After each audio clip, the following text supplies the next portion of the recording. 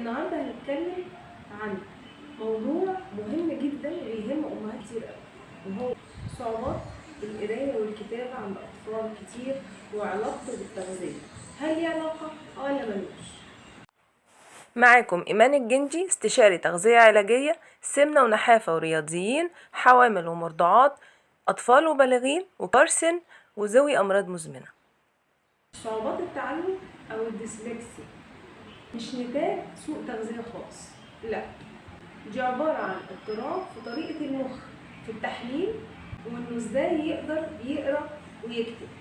بس برغم كده التغذيه ليها دور مهم جدا في الموضوع ده، لأن التغذية بتدعم التركيز عند الطفل والانتباه عنده، وطبعا ده بيأثر في تحسين الحالة بشكل عام.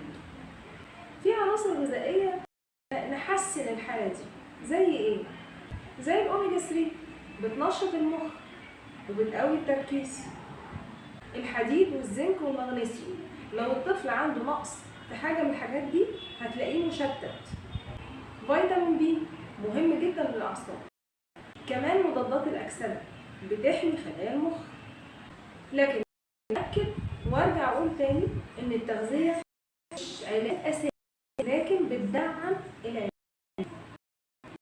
لأن الطفل بيحتاج جلسات مع متخصص في صعوبات التعلم وتدريب منتظم يناسب حالته.